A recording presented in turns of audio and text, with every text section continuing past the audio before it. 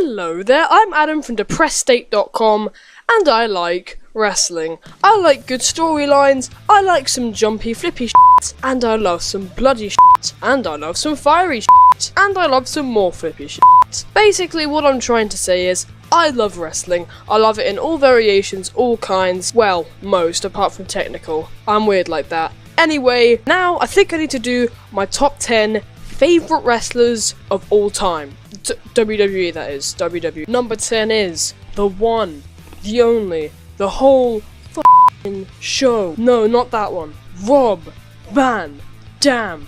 The quickness of a spider. He is incredible. The athleticism of a cat. Any RVD match, whether that be a singles or tag match, is almost a guaranteed spot fest. Watch anything of Van Dam's on the network. Whoever you are, I promise you will absolutely love it. Number 9, do I like this superstar? Yes! Yes!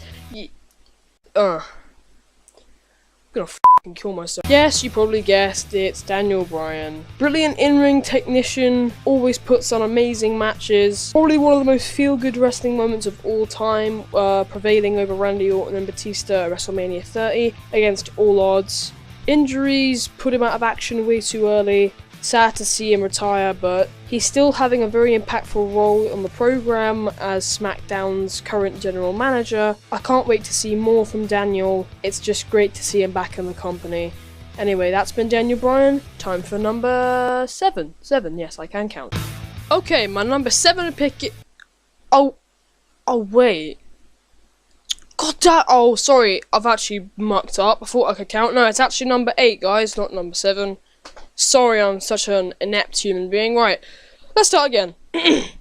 Number 8 is one of my personal favourites of all time. Yay, it's Jeff Hardy. Yay. Who doesn't love Jeff Hardy, let's be honest here. Well, this man sure has some mighty grapefruits. He once swanton bombed off the Titantron, which is the big screen at the front for those who don't watch wrestling, and then put Randy Orton through a table. Is this man actually ludicrous? He's cheated death on many occasions, being put through ladders, tables, chairs, your mum, basically everything there is to even imagine. He's done everything in terms of extreme in the WWE, and he's even gone on record saying that he wants to main event WrestleMania 33 against The Undertaker and outdo Shane McMahon's moment where he jumped off the Hell in a Cell, which is 20 feet high, I might remind you, and put Undertaker through an announce table. So he wants to jump from a height that is more than 20 feet and do something better than putting someone through an announce table.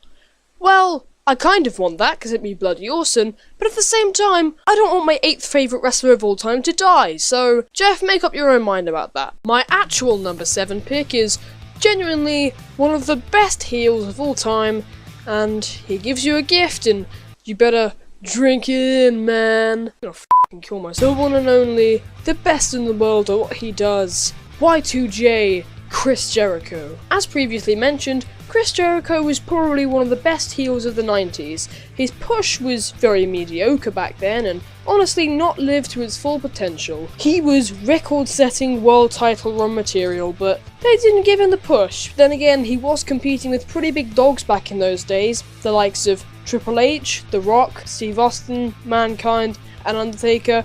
A few of those men we'll get to later. Ultimately, I think Chris Jericho was and still is one of the best in the ring. He's actually really underrated right now. A brilliant actor and cuts amazing promos in my personal opinion. But anyway, that's my actual number 7. Now let's go on to number 6. Number 6 is the cult of personality and the leader of the straight edge society, CM Punk. Punk was always great, both pre and post pipe bomb. His promos always broke the fourth wall, and it just made it so cool to be a wrestling fan again. Your mum would gloat about her Downton Abbey, but you could always go, "Hey mum, at least my TV series blurs the line between fiction and reality." If you don't know what I'm talking about, basically CM Punk did a promo in which he opened up about his frustrations with the wrestling industry. It's the kind of thing you're not really meant to do in on live TV, but he did it nevertheless. He then opened up about how his contract was going to end and had a match against John Cena at Money in the Bank 2011. The match was great, and even though Punk was leaving the company shortly after, he actually won, blew Vince McMahon a kiss, and left the building with the belt. He then appeared the next night on Raw despite not being on contract, and broke all laws we actually had associated with wrestling in the first place. Punk was always brilliant, and that's why he's my number 6. My number 5 pick today is possibly a better heel than CM Punk. Possibly. The Rated R superstar, Edge. Though he did kill the spear, he also killed it on being a massive heel, and doing great at it as well, having brilliant title reigns, cutting pretty good promos, and just playing the character of an unlikable dick very well. He was really fun to watch in the ring, and casual fans despise him, which is what a perfect heel is all about really. Though retiring early, which was a shame, he definitely left an impact on the WWE universe as a whole. My number 4 pick is probably the heart and soul of the Attitude Era. He could open up a can of whoop-ass whenever he wanted, and that's the bottom line, cause Stone Cold said so. My number 4 pick is Stone Cold Steve Austin. He always had a very unique connection to the crowd. His feuds with The Rock and Mr. McMahon were always amazing. The crowd were always so into everything he did. The promos he cut were so unique in that he said a lot of the same things, but his material never got old. The team of The Rock and Mr. McMahon teaming up against Austin to ultimately destroy him was a great dynamic, making us empathise with the Rattlesnake. He took part in some of the best wrestling matches of all time against the likes of Bret Hart, The Rock, and Shawn Michaels. He's main evented WrestleMania over 5 times and took part in one of the most famous match endings ever, in which Bret Hart entered the face and Austin entered the heel.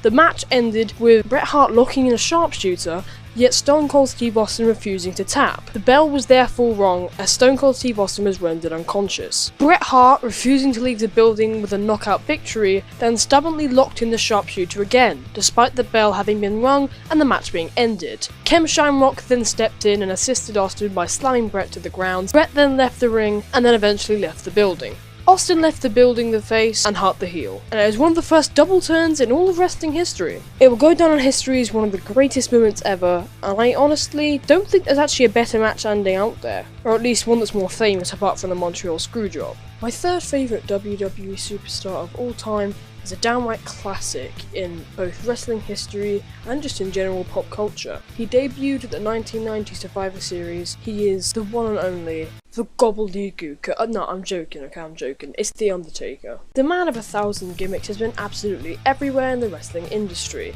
From the mid-card to the lower card to main eventer status, he's been pretty much everywhere and experienced almost everything a wrestler can. But again, he has been wrestling for a good 25 years, which is one of his most commendable features. Most of his matches are magic, especially his match with Shawn Michaels at WrestleMania 25. That match is undoubtedly one of my favourite in WrestleMania history, in fact, one of my most favourites in all of WWE history. Undertaker is a legend of the business, and in my opinion, Mr. WrestleMania. I don't think Shawn Michaels is Mr. WrestleMania. I think that WrestleMania has been built around Undertaker's streak, and he is the rightful owner to the moniker of Mr. WrestleMania. Speaking of Shawn Michaels, he's actually my number 2 pick. It was very hard to pick between Shawn Michaels and my number 1 pick, but I'll get to that a bit later. Shawn Michaels easily one of the most entertaining to watch ever in the ring, with such a mix of so many styles. His switching music could hit at any moment. His feuds with Triple H and Bret Hart were amazing. Put him with someone that's semi-decent or above, and you're guaranteed a great match. Easily the highlight of the show you're watching. He was a great heel in my opinion. I actually prefer him as a heel to a face, but that's just me. DX was revolutionary back in the 90s, and though backstage that was Triple H's idea, him and Triple H created a very good dynamic as these two silly adults who just wanted to have fun and screw with the boss really. One of the most entertaining guys in the industry, maybe apart from one. I'd just quickly like to make some honourable mentions before we get to my number 1 pick. Those honourable mentions off the top of my head are Mick Foley, Rey Mysterio, The Rock, Owen Hart, and Eddie Guerrero. And right now you're probably wondering, who is number 1, Sean? Who is number 1, Mr. Great Gamer Guy? Who could he possibly be? Well, he's none other than the Olympic gold medalist, Kurt Angle! Thanks, Adam Pacitti. One of the best in-ring technicians of his generation, and currently at the age of 50, still one of the greatest of all time and in the world. He cut some of the best promos I've ever seen. He was one of the greatest baby faces of all time, being the American hero. But then, when he needed to be heel, he could do that as well, and he did it brilliantly, being very annoying, and often when crowds booed him, he'd just go out and restart his entrance again, hoping they wouldn't chant "You suck." He got everything about whatever character he was playing right. In ring, he's one of the best to watch. In fact, probably my favourite to watch in the world. And ultimately, I couldn't ask more from an all-round wrestler. Do you agree with me? Do you agree with me? Who's your favourite WWE wrestler of all time? Please do leave that in the comments below. Please leave it. Please, I need feedback. Leave in the comments. Who's your favourite wrestler of all time? Leave it. Go on. Tell me. I'm interested. Anyway, I've been Mr. Great Gamer Guy.